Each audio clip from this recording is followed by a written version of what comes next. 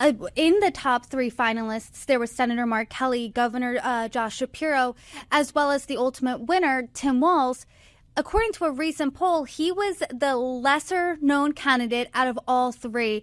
NPR PBS Marist poll says that 71% either didn't know who he was or couldn't say enough about him.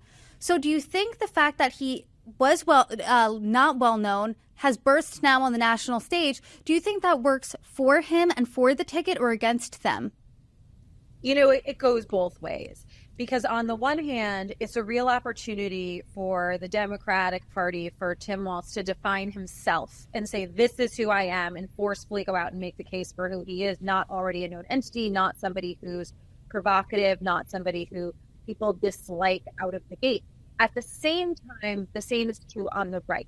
And what I thought was fascinating was the minute he was announced, the Republican apparatus was in full swing. Much more so than when Kamala was announced. When Kamala was announced, I found it shocking how flat-footed they appeared. They really didn't have a message. They were kind of all over the place on their attack points on her. With him, they were ready to go. They've got this narrative that he's way too far to the left, that he was incredibly draconian during COVID, that he's got issues in his military record, that he, responded poorly to the George Floyd protests throughout Minnesota.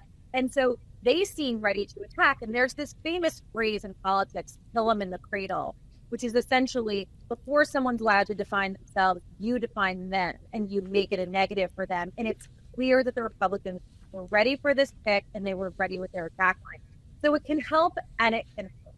So now we're going to have to see which side is better at painting the narrative, driving the message and hardening it fastest before we can really decide if him having been lesser known is a positive or a negative.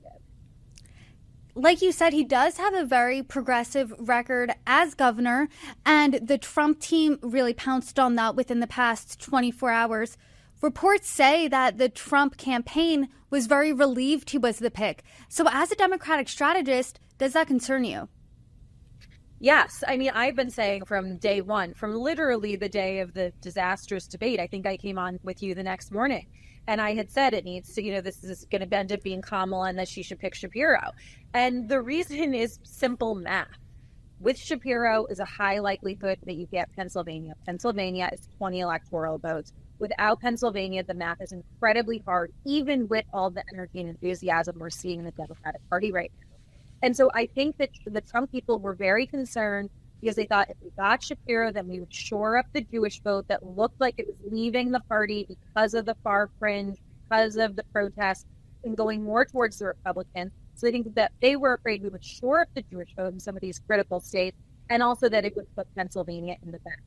And so as a Democratic strategist, I think it was a missed opportunity not to go with Shapiro. I understand the reasons that she didn't do it. I understand that there was concerns around, upsetting the younger people in the base, that there could be potential issues exacerbated at the convention.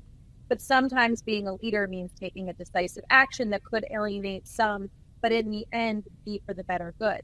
So the fact that the Trump people were relieved that it wasn't Shapiro is not a great sign for us.